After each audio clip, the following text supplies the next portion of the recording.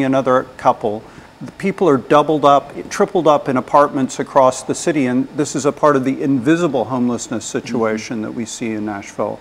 And it causes terrible problems that we see throughout the city. The mayor interested in trying to do something about youth violence. Well, this is a huge part of the youth violence problem as well.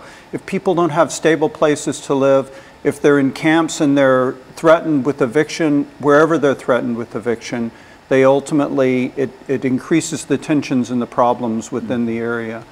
There have been a series of apartments that have been bought out and turned into higher priced housing. Edmondson Manor, for example, and the James Robertson, which still is empty. And all of these people have been forced into other places, often either outside of the county or into literal homelessness. Now, Mr. Rodriguez, you talk about the statistical information in reference to the homeless population. Give us some information in reference to that and how what we're doing here in Nashville differs from some of the issues, some of the other areas that you might be familiar with. Yeah, so my focus in my research is national, although in the last year or so I've tried to focus more on Nashville specifically. What's really striking to me is how normalized mass homelessness has become. So in leading up to the 1980s, homelessness was more or less cyclical. It would be tied a lot more to the labor market. When there was a lot of unemployment, there would be a lot more homelessness. When unemployment would go down, homelessness would tend to go down too.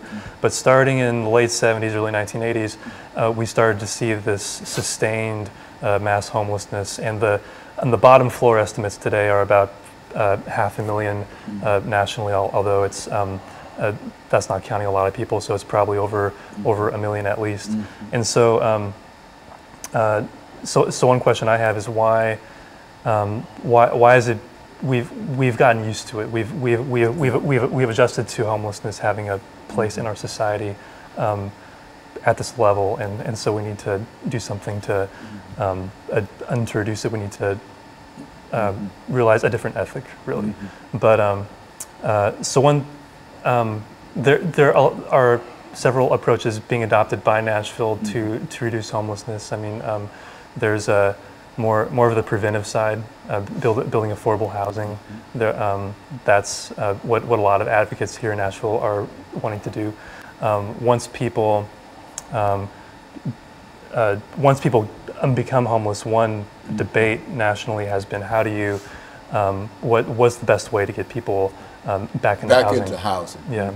And that's a real problem, you think, that, and you find that Nashville is no different in a real sense from a large number of urban areas, not only large areas, but I would imagine that if you go in Smyrna, you'll find the same kind of issue. Perhaps they might be more intense in Smyrna than they might be in Nashville, simply because Smyrna probably does not have the resources, really does not have the resources to deal with that as part of the population. And so what we want to do, and we're coming to the end of this second segment, what we want to do, we want to start with Howard here, and to talk about this issue of gentrification, because I think that is a real issue. And I think we see all of these great buildings going up in Nashville. We're becoming urban, but in a real sense, a large number of folks are suffering because of it. And so what we're going to do, we're going to take this first commercial.